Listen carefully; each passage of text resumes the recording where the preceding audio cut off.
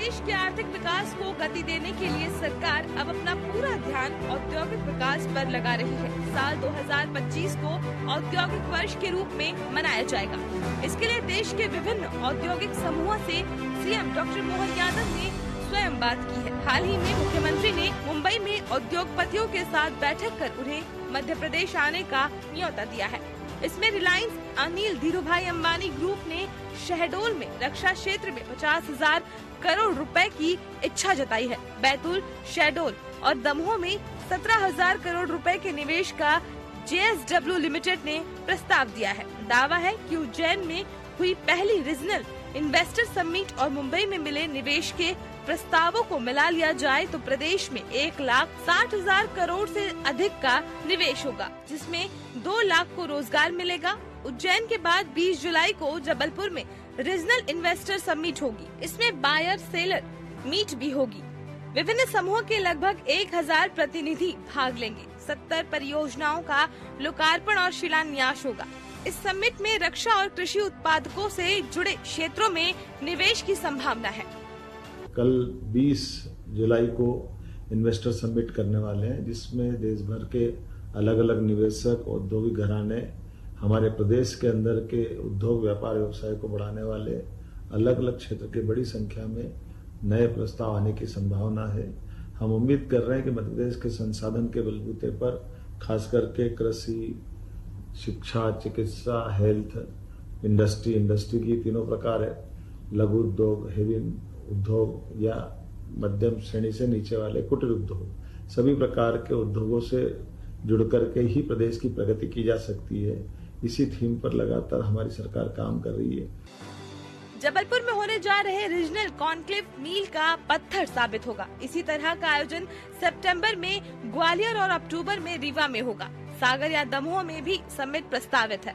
मध्य प्रदेश में आयोजित होने वाले इंडस्ट्रियल कॉन्क्लेव ने राज्य के आर्थिक और औद्योगिक विकास के लिए एक नई उम्मीद जगाई है। दावा है कि मुख्यमंत्री डॉक्टर मोहन यादव की नेतृत्व में ये कॉन्क्लेव न केवल निवेशकों को आकर्षित कर रहा है, बल्कि राज्य के युवाओं को भी रोजगार के नए अवसर प्रदान कर रहा है। निश्चित रूप से यह जो कार्यक्रम है, ये मध्य प्रदेश के औद्योगिक परिदृश्य में एक नया मुकाम कायम करेगा, एक नई ऊंचाइयों को प्राप्त करेगा। इस तरीके के कार्यक्रम जो कि संभागीय स्तर पर हो रहे हैं, लघु उद्योग भारती का ऐसा मानना है कि सरकार की यह पहल बहुत ही अच्छी है और स्वागत योग्य है और हर संभाग में इस तरह के कार्यक्रम होने चाहिए, जिससे कि मध्य प्रदेश में इन्वेस्टमेंट बढ़ सके और नए औद्योगिक विकास की क्रांति आ सके। मध्य प्रदेश में संतुलित और समतापूर्ण विकास की यात्रा आगे बढ़ाते हुए राज्य सरकार शनिवार 20 जुलाई 2024 को सुबह 9 बजे से संस्कार धानी जबलपुर में नेताजी सुभाष चंद्र बोस सांस्कृतिक और सूचना केंद्र में अपना दूसरा रीजनल इंडस्ट्री कॉन्क्लेव आयोजन कर रही है, जिसका शुभारंभ मुख्यमंत्री डॉक्टर मोहन यादव करेंगे। आगामी 20 जुलाई को संस्कार धानी जबलपुर में रीजनल इंडस्ट्रीज कॉन्क्लेव का आयोजन किया जा रहा है। कॉन्क्लेव में mines and minerals, agriculture, food processing, aerospace, defence, textile and garments पर आधारित अलग अलग सत्र आयोजित किए जाएंगे। मुख्यमंत्री जी का इस पर फोकस लगातार है, ये हमारे लिए बहुत अच्छा है। मैं मोहन यादव साहब मुख्यमंत्री जी का धन्यवाद करना चाहता हूं कि उन्होंने इस क्षेत्र में महाकौशल रीजन को आगे बढ़ाने के लिए ये जो कॉन्क्लेव कर रहे हैं, इससे मुझे पूरा विश्वास है कि इस क्षेत्र की प्रगति होगी। मेनली ये क्षेत्र हाईलाइट होगा, लोगों को दिखेगा कि इस क्षेत्र में भी डेवलपमेंट की बहुत संभावनाएं हैं और भविष्य में ये क्षेत्र जो कि वैसे भी मिनरल्स में काफी रिच है, काफी आगे जा सकेगा।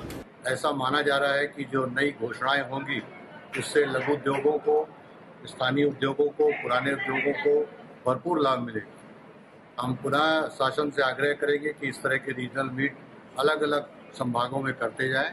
हमारा शासन के साथ संवाद बढ़े, जिससे पॉलिसी दिन पर दिन और सुचारू और सुलभ हो सके।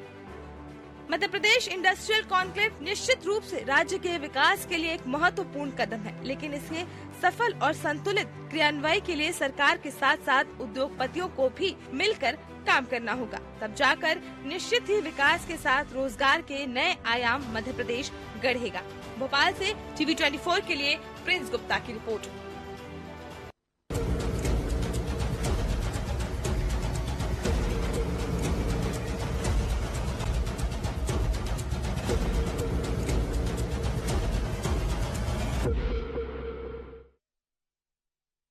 नमस्कार, मैं हूं मोहन तिवारी। डिबेट बड़ी बहस मध्य प्रदेश में आपका स्वागत है। और आज हम मध्य प्रदेश की बड़ी बहस इस बात पर करने वाले हैं कि सरकार ने जो एक नया कदम उठाया है, जिसमें एक तरीके से निवेश की नई वेव चलती हुई दिख रही है, वो कितनी कारगर होगी। तो किसी भी प्रदेश के विकास के लिए जो निवेश की एक अहम जरूरत होती है, उसकी एक वेव मध्य प्रदेश की ओर आते हुए दिख रही है। और इसके पीछे कहीं ना कहीं डॉक्टर मोहन यादव की जो सरकार है उसकी जो नीति है, उसकी जो नीयत है, वो काम कर रही है। ऐसे में क्या चुनौतियां हैं, इसे कैसे पूरा किया जा सकता है और मध्य प्रदेश सही मायनों में निवेश का उपयोग कैसे करेगा, इन्हीं सब बातों पर आज सार्थक चर्चा की कोशिश करेंगे। मिल लेते उन मेहमानों से जो इस चर्चा में हमारे साथ हैं। हम बहुत स्वागत करेंगे।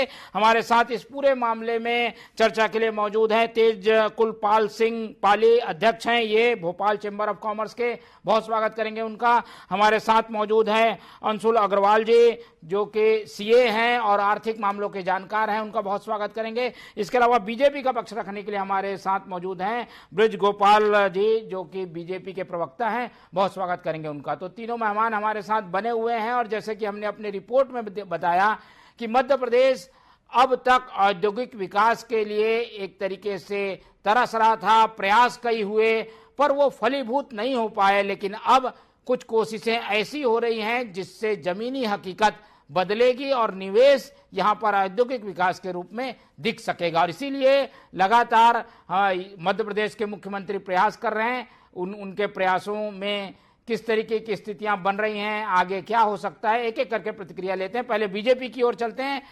ब्रिज गोपाल जी बताएंगे कि विजन क्या है, नियत और नीति क्या है, जिससे कि मध्य प्रदेश तेजी से विकास कर सके। ब्रिज गोपाल जी। नहीं, देखिएगा, आज मैं आपको धन्यवाद देता हूं कि आपने एक बड़ी सार्थक चर्चा रखी। जो विजन है वो मध्य प्रदेश सरकार का बड़ा स्पष्ट विजन है कि मध्य प्रदेश में हम आज के कुछ समय पहले तक कृषि आधारित अर्थव्यवस्था थे। हमारी अर्थव्यवस्था में जो औद्योगिक उत्पाद है उसका पार्ट बहुत कम था। और कृषि आधारित उद्योग होने के बावजूद भी हमारे पास फूड प्रोसेसिंग का कोई बहुत अच्छा लाइनअप नहीं था। हमारा जो खाद्यान्न है उसको लेकर अन्य राज्य उसकी प्रोसेसिंग करते थे और वो राज्य विदेशों में निर्यात करना और भारत के बाजारों तक भेजने का काम करते थे। पिछले कुछ वर्षों में भारतीय जनता पार्टी की सरकार के दौरान ये अवधारणा विकसित हुई और उसके बाद जो इन्वेस्टर समिट हैं वो होना शुरू हुए और उसका लाभ आज मध्य प्रदेश को दिखाई दे रहा है कि आज मध्य प्रदेश में लगभग 26% की दर से औद्योगिक उत्पादन बढ़ रहा है।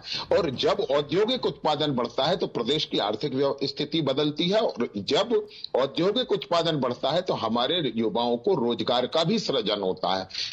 तो ये हमारा विजन बिल्कुल स्पष्ट है कि हम आत्मनिर्भर मध्य प्रदेश, रोजगार उन्मुखी मध्य प्रदेश और आर्थिक रूप से मजबूत मध्य प्रदेश का निर्माण करना चाहते हैं। और इसमें जिन जिन की भूमिका हो सकती है, क्योंकि अब मध्य प्रदेश में हम देखेंगे तो हम पर दो चीजों के मामले में प्रकृति की और ईश्वर की बड़ी कृपा है।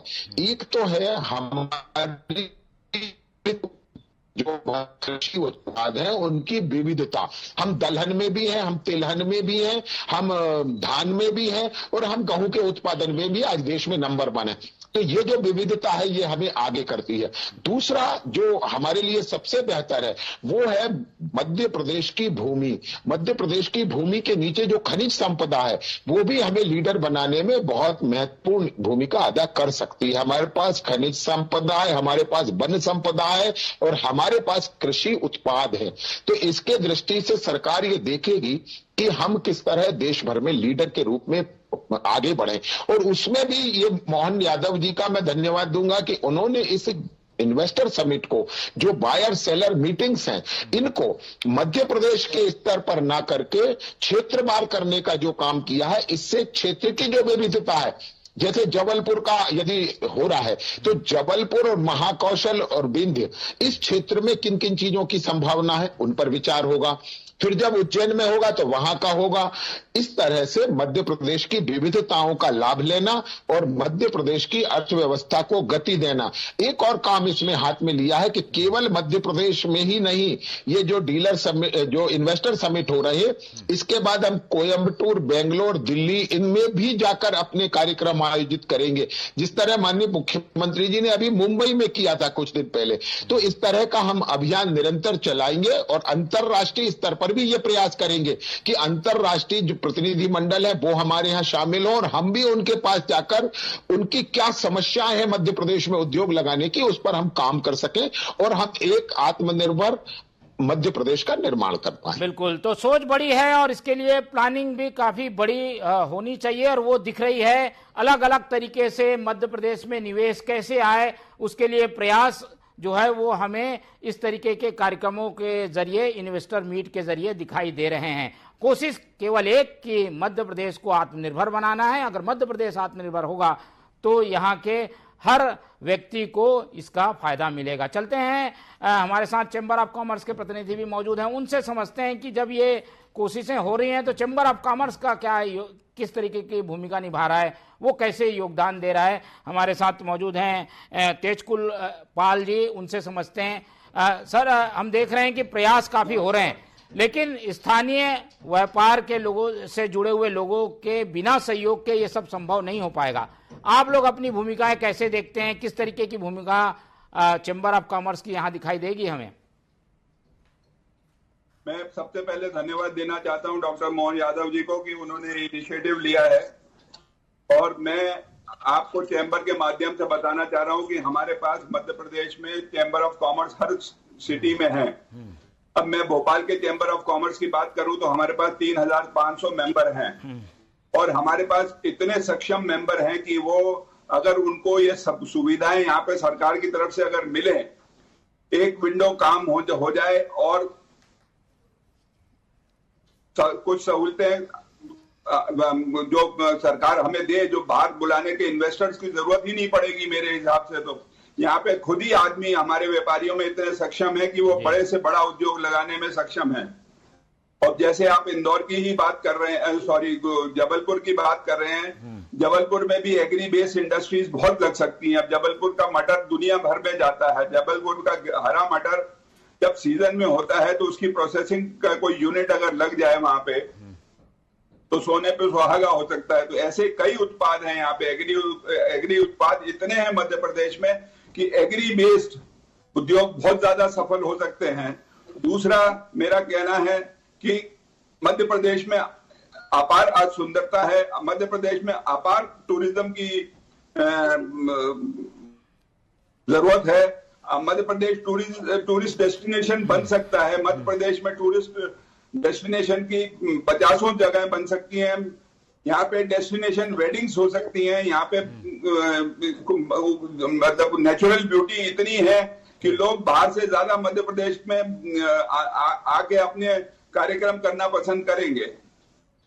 बिल्कुल, चलिए, ये सरकार भली भांति समझ भी रही होगी, क्योंकि स्थानीय स्तर के जो उद्योगपति हैं, स्थानीय स्तर का जो व्यापार का ढांचा है, वो एक आधार स्तंभ है, क्योंकि उनके दम पर ही जो निवेश है वो आने वाले समय में और तेजी से आ सकेगा। आर्थिक रूप से क्या चुनौतियां हैं, किस तरीके से उन्हें पार पाया जा रहा है, एक तरीके से समझने की कोशिश करते हैं। हमारे साथ अंशुल अग्रवाल जी हैं, सीए भी हैं और आर्थिक मामलों के जानकार भी हैं। अंशुल जी, ये प्रयास तो काफी समय से हो रहे हैं, शिवराज जी भी कर रहे थे, अब डॉक्टर मोहन यादव कर रहे हैं। कुछ चीजें थी जिन्हें सुधारने की जरूरत थी, वो सारी चीजों को अब क्या ठीक कर लिया गया है? गति तेज हो जो नीति बनी है, और उसके लिए आपके क्या सुझाव हैं? देखिए सर, इसमें यहाँ पे दो चीजें हैं। एक तो मैं सबसे पहले मैं आज ये बोलना चाहूंगा कि आज तो बहुत दिनों बाद ऐसी जब मैं डिबेट में जा रहा हूँ जहाँ पे डिबेट का मुद्दा ही नहीं है। आज मेरे ख्याल से हम तीनों लोग जो हैं वो एक ही चीज पर बात करेंगे कि जो डॉक्टर मोहन यादव का जो इनिशिएटिव है बहुत ही स्वागत योग्य है। इसके लिए मैं उनको बधाई देना चाहूंगा पहले। अब यहाँ पे बात उठी कि जब हम डेवलपमेंट की बात करते हैं तो किसी एक व्यक्ति का डेवलपमेंट नहीं होता, पूरे इकोनॉमी का डेवलपमेंट होता है। सुधार पहले भी हो रहा था, अभी भी सुधार के लिए लोग अग्रसर हैं, पर दिक्कत क्या थी कि मध्य प्रदेश में एक सिंगल विंडो नहीं होने के कारण परमिशन और जो जटिलताएं थी कि कभी स्पेस अलॉट हो गया, वहाँ पे इंफ्रास्ट्रक्चर का डेवलपमेंट नहीं हो पा रहा, या इंफ्रास्ट्रक्चर वहाँ पे प्रॉपर हो गया तो वहाँ पर जो परमिशन है वो परमिशन से मिल पा रही, कभी एनजीटी की दिक्कत आ जाती थी, कभी कोई और दिक्कत आ जाती थी। तो ये सिंगल विंडो ना होने के कारण यहाँ पे जो व्यापारी था वो कंफर्ट जोन में नहीं था। तो मेरे ख्याल से क्योंकि मोहन यादव जी खुद एक व्यापारी दृष्टिकोण रखते हैं, तो वो इन व्यापारी की समस्याओं को बहुत अच्छे से समझते हैं और मुझे पूरी उम्मीद है कि इन सारी चीजों को वो टुगेदर करेंगे, कंपाइल करने के बाद वो कुछ इस तरीके का मैकेनिज्म एस्टैब्लिश करेंगे जिसके कारण जो व्यापारी है वो कंफर्ट जोन में जाके बिजनेस कर सके, व्यापारी को अपराधी ना माना जाए बाय वेरियस डिपार्टमेंट। वो एक चीज हमें इंश्योर करनी पड़ेगी, क्योंकि क्या होता है कि एक टैग लगा दिया जाता है डिपार्टमेंट के थ्रू कि अगर ये व्यक्ति व्यापार कर रहा है तो ये चोरी ही कर रहा होगा। तो हमें व्यापारी को यथा सम्मान और सहूलियत देनी पड़ेगी, तभी बाहर का जो इन्वेस्टर है वो मध्य प्रदेश में आके रिटेन कर पाएगा, इन्वेस्ट कर पाएगा, और यहाँ के जो लोकल बिजनेसमैन है उनको भी यहाँ पे बिजनेस करने में सहूलियत होगी, ऐसा मेरा मानना है। बिल्कुल, इसमें हमें एक चीज और आपसे समझना चाह रहे थे कि आर्थिक वातावरण अगर मध्य प्रदेश की बात करें तो वो बन गया है कि अब बाहर के जितने उद्योगपति, बड़ी बड़ी कंपनियां, जैसा कि नाम हम सुन रहे थे, निवेश के बड़े अमाउंट आने के लिए मध्य प्रदेश तैयार है। बिल्कुल सर, वाइब्स तो आने लगी हैं और वाइब्स आने लगी हैं तो बिल्कुल माहौल तो बनता हुआ नजर आ रहा है कि जो बाहर की बड़ी बड़ी कंपनियां हैं जो अभी तक गुजरात और महाराष्ट्र जैसे स्टेट में इन्वेस्ट कर रही थी और हमारे मध्य प्रदेश को बीमारू राज्य मान के अलग कर रही थी, अब शायद वो मध्य प्रदेश में एक प्रॉपर अपॉर्चुनिटी ढूंढें और यहाँ पर इन्वेस्ट करेंगी। तो यही आशा है और इस तरह की वाइब्स भी अब हमें आने लगी।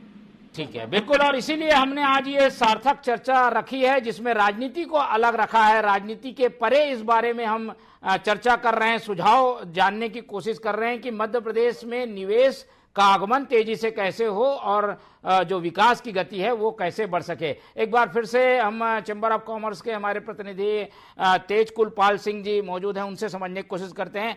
सर, किसी भी प्रदेश के विकास के लिए जो एक अधोसंरचना की जरूरत होती है वो मध्य प्रदेश ने अब बना ली है। रोड काफी अच्छी हो गई है, हवाई यातायात बढ़ा है, ट्रेन यातायात बढ़ गया है, संसाधन पहले से मौजूद थे। इन सब चीजों का कितना फायदा मिलता हुआ दिख रहा है आप लोगों के व्यापार और उद्योग की जगत में? मध्य प्रदेश में सबसे पहले कहूंगा कि इंफ्रास्ट्रक्चर ने बहुत ज्यादा तरक्की करी है। पूरा इंफ्रास्ट्रक्चर मध्य प्रदेश में पूरे प्रदेश में सड़कों का जाल बिछ चुका है। मध्य प्रदेश ऐसा स्टेट है कि जो हार्ट ऑफ द कंट्री है, इंडिया का हार्ट है। यहाँ से हर जगह आदमी आसानी से पहुंच सकता है। मध्य प्रदेश से कोई फ्लाइटों की भी कमी नहीं है। अगर उद्योग और आएंगे तो अगर उद्योग और बढ़ेंगे तो इसके बाद से ये सब चीजें अपने आप नेचुरली बढ़ेंगी। और मध्य प्रदेश में ना बिजली की कमी है, मध्य प्रदेश में लेबर की कमी नहीं है, मध्य प्रदेश में स्किल्ड लेबर भी मिल जाएगी, मध्य प्रदेश में अनस्किल्ड लेबर तो अपार है। मैं जब कह रहा हूँ कि एग्री बेस्ड अगर यूनिट्स लगाए जाएं तो वहां पे तो आपको बाहर जाने की जरूरत ही नहीं। बाहर से लोग अभी मध्य प्रदेश की विडंबना ये है कि यहाँ के पढ़े लिखे बेरोजगार युवक बाहर जाते हैं क्योंकि यहाँ पे उनको संभावना नहीं है। अगर यहाँ पे मिलेगी तो हर आदमी अपने घर में रह के काम करना चाहेगा। मध्य प्रदेश से अच्छा स्टेट काम के लिए और सुख शांति के हिसाब से इतनी यहाँ पे शांति है, यहाँ पे इतना अमन है कि आदमी एक बार यहाँ ट्राई तो करके देखे। मेरे से अभी किसी ने पहले पूछा था कि साहब मेरी तो गुजरात में 5 इंडस्ट्री है, मेरे को एक लगानी है तो मैं यही क्यों नहीं लगाऊं। अरे मैंने कहा भाई आप एक बार एक इंडस्ट्री मध्य प्रदेश में लगा के तो देखिए, आप अपनी 5 भी यहाँ ले आएंगे। बिल्कुल, तो संभावनाएं काफी हैं। अब सरकार के प्रतिनिधि के रूप में हमारे साथ ब्रिज गोपाल जी हैं, तो उनसे समझने की कोशिश करते हैं कि सरकार की ओर से एक महत्वपूर्ण चीज हर उद्योगपति और निवेशक चाहता है कि यहाँ पर उनको जो नियम कानून है उसमें ना फंसना पड़े। इसके लिए सरकार क्या काम कर रही है ब्रिज गोपाल जी? कैसे विश्वास दिलाएंगे कि लाल फीताशाही में चीजें ना अटक जाए? जमीन मिल जाती है, एनओसी नहीं मिलती, एनओसी मिल जाती है तो वहां पर श्रम के कानून पाबंदियां बना देती हैं। ये चीजें सरल हो, सरलीकरण हो, इसके लिए आप लोग क्या सोच रहे हैं? क्योंकि उद्योग आना चाहते हैं पर नियम कानून से डरते हैं। नहीं, देखिए, बिल्कुल आपका प्रश्न बहुत वाजिब है, मगर मैं पहले धन्यवाद दे दूं तेजकुल पाल जी का कि उन्होंने जो कहा वो बिल्कुल अक्षरशः सत्य है कि किस तरह वातावरण बदला है और मध्य प्रदेश का इंफ्रास्ट्रक्चर हो, चाहे उसमें स्किल्ड लेबर हो, सबकी पर्याप्त व्यवस्था है। एक जो महत्वपूर्ण आपने प्रश्न उठाया कि नीति में हम क्या परिवर्तन करने जा रहे हैं, तो कल जो जबलपुर में होने जा रहा है जो इन्वेस्टर समिट में, तो हम ये विजन डॉक्यूमेंट भी प्रस्तुत कर रहे हैं कि मध्य प्रदेश की नई उद्योग नीति क्या होगी, जिसको हमने नाम दिया है नवीन उद्योग नीति। और उसके साथ साथ एक और चीज माननीय मुख्यमंत्री जी जारी कर रहे हैं, वो है मध्य प्रदेश की निर्यात संवर्धन नीति कि अब सीधा अगर आप निर्यात उन्मुखी इकाई लगा रहे हैं तो हम किस प्रकार से आपका सपोर्ट करेंगे। और एक और काम है कि इन्वेस्ट एमपी 2.0 ये पोर्टल भी लॉन्च हो रहा है, तो हमने कई प्रयास किए हैं। एक और जो इसमें महत्वपूर्ण काम है कि जो डाइवर्सिफाई है मध्य प्रदेश में, वो देश में किसी राज्य में नहीं है। कि यदि हम इंदौर में देखेंगे तो वहां गारमेंट के उद्योग की असीम संभावनाएं हैं। उज्जैन में हम देखेंगे तो मेडिकल इक्विपमेंट पार्क बन रहा है। यदि हम ग्वालियर की चर्चा करेंगे तो वहां फर्नीचर पार्क बन रहा है। यदि हम जबलपुर की जिसकी चर्चा कर रहे हैं, वो ऑलरेडी गन कैरेज फैक्ट्री के लिए, एमुनिशंस के लिए जाना जाता है, सीमेंट के क्षेत्र में जाना जाता है। तो यदि इस तरह का हम इन्वेस्टर समिट के माध्यम से उन उद्योगों को आकर्षित कर सके जो वहां के लिए अनुकूल होते हैं, तो ये हमारे लिए मुझे लगता है कि सबसे बेहतर होगा। और एक बात और है, उद्योगपतियों से, व्यवसायियों से चर्चा कर कर ही मध्य प्रदेश की नीतियां तय की जा रही हैं कि किस तरह की नीतियां अन्य राज्यों का भी लिया जा रहा है। देखिए, एक बात और मैं आपसे कहता हूं, अभी ट्रांसपोर्टेशन में माननीय मुख्यमंत्री जी ने एक बड़ा निर्णय लिया कि हमने जो आरटीओ की चौकियां थी उनके समाप्त करने की ओर आगे बढ़े। और जो गुजरात में जिस तरह का पैटर्न लागू है, उस तरह का मध्य प्रदेश में होने जा रहा है कि किस तरह हम तेजी के साथ परिवहन भी कर सके, अच्छी सड़कों के साथ चौकी ना हो और लाल पीता शाही में कोई काम रुके ना। ये जो सरकार की जिम्मेवारियां, उन्हें सरकार बेहतर समझ रही है। और एक बात और जो महत्वपूर्ण है, मैं कहना चाहूंगा कि ये समिट में जो लोग आ रहे हैं उनमें ज्यादातर वो लोग हैं जिनकी मध्य प्रदेश में कहीं ना कहीं एकाध इकाई है। उनको मध्य प्रदेश के अनुभव अच्छे हैं, तभी तो वो मध्य प्रदेश में अन्य इकाइयां भी लेकर आना चाह रहे हैं। चाहे वो HEG का अपन बात कर ले, चाहे अडानी ग्रुप की कर ले, चाहे अंबानी की कर ले, चाहे गोदरेज वायस की कर ले, ऐसी सारी कंपनियां हैं जिनके मध्य प्रदेश में अभी उत्पाद हो रहे हैं। वो उसको और या तो बढ़ाना चाहते हैं या एक आध दो प्लांट और लगाना चाहते हैं। तो मुझे लगता है कि आज मध्य प्रदेश में जो वातावरण है, जिसमें लॉ एंड ऑर्डर की स्थिति बिल्कुल कंट्रोल्ड है, कोई भी माफिया, जो ऑर्गेनाइज्ड क्राइम मध्य प्रदेश की धरती पर नहीं होते हैं, हमने उनके समाप्त करने का काम किया है। तो मुझे लगता है कि ये मध्य प्रदेश के लिए बहुत अनुकूल परिस्थितियां हैं और इन परिस्थितियों का लाभ मध्य प्रदेश को लेना चाहिए। ठीक है, और यही अनुकूलता एक भरोसा बन रही है और इसी भरोसे को ध्यान में रखकर उद्योग के जो बड़े बड़े ग्रुप हैं वो मध्य प्रदेश की ओर आकर्षित हो रहे हैं। लेकिन इन बड़े ग्रुपों के साथ हमारे जो लघु कुटीर उद्योग हैं, जो गांव के छोटे उद्योग हैं, उनका क्या होगा, उसके लिए क्या परिस्थितियां हैं, अंशुल जी से समझने की कोशिश करते हैं। अंशुल जी, इस तरीके के बड़े बड़े जो इन्वेस्टर मीट होते हैं, कॉन्क्लेव होते हैं, तो बड़े लोग आ जाते हैं, बड़े लोगों का निवेश हो जाता है। पर जो मध्य प्रदेश की खासियत है, उद्योगों को गांव से उठाना, कुटीर उद्योग, हस्तकला, इनके लिए भी कुछ प्रयास दिखता है क्या मध्य प्रदेश में? संभावनाएं कितनी हैं? सर देखिए, जैसे मैंने बताया कि जब भी इकोनॉमी की ग्रोथ होती है तो किसी एक पर्टिकुलर सेक्टर की ग्रोथ नहीं। जब बड़े औद्योगिक क्षेत्र बढ़ेंगे तो बड़े औद्योगिक क्षेत्र बनने के कारण जो पैसा इनफ्लो होगा, गोपाल जी, पैसा इनफ्लो के कारण मुझे ऐसा लगता है कि जो छोटे छोटे जो कुटीर उद्योग है, लोगों का यहाँ पे माइग्रेशन होगा। भोपाल और जो बड़ी दूसरी सिटीज है वहाँ पे फुटफॉल बढ़ेगा। इन सारी चीजों के कारण बाय एंड लार्ज धीरे धीरे ये जो छोटे उद्योग है इनको अपने आप ही प्रमोशन मिलेगा। जैसे मैं आपको बहुत छोटा सा एग्जांपल बताता हूँ कि जो महिलाओं को जो 1,500 रुपए दिए जा रहे हैं, अब बहुत सारे लोगों का एक अलग अलग ओपिनियन है। कुछ लोगों का बोलना है कि भाई ये पैसा जो है वो सरकारी खजाना खाली कर रहा है या कुछ भी है। पर अगर आप इसको अगर समझे तो ये पैसा कहाँ जा रहा है? ये पैसा बैंकों में नहीं जमा हो रहा, ये पैसा घूम फिर के इकोनॉमी में वापस रूट हो रहा है। बिल्कुल। और इससे कहीं ना कहीं इकोनॉमी को ग्रोथ मिल रही है। ठीक है। तो अगर ये इंडस्ट्रियल डेवलपमेंट होगा तो छोटे छोटे कुटीर उद्योगों के लिए भी पैसा आएगा लोगों के पास सरप्लस, और ये प्रमोशन भी डेफिनेटली होगा। बिल्कुल ठीक है। ब्रिज गोपाल जी के पास ब्रिज गोपाल जी, छोटे लोगों का भी ध्यान रखना है, बड़े उद्योग आ रहे हैं तो ये समन्वय कर पाएंगी सरकार, तालमेल के लिए क्या सोचा है? और माननीय मुख्यमंत्री जी का एक विजन था, उसी के लिए मैंने आपको आग्रह किया। और इसके बाद अगर बड़े उद्योग आएंगे तेजपाल जी आऊंगा आपके पास, ये गोपाल जी को बोल देंगे कि जो कला है वो मध्य प्रदेश में है, हम उसके लिए भी ऐसा करना चाहते हैं कि मूर्तियां पूरे विश्व में मध्य प्रदेश से जाए। तो ये छोटे हमारे जो कलाकार हैं, जो हमारे छोटे उद्योग हैं, उनका संरक्षण हमारी जिम्मेवारी है, क्योंकि वो कम लागत में ज्यादा लोगों को रोजगार देते हैं। और एक बात को आप समझ लीजिए कि औद्योगिकीकरण के लिए हम प्रकृति से भी खिलवाड़ ना करें और हम छोटे उद्योगों को साथ लेकर चलें। यही जो विजन है, वही विजन हमें आगे करने में मदद कर रहा है। और ये जो नई नीति उद्योग की आएगी, उसमें आप देखेंगे कि इन सब में आपस में संतुलन है। ठीक है। विजन डॉक्यूमेंट को लेकर एक आखिरी 30 सेकंड में तेजपाल जी आप कुछ बोलना चाहते हैं?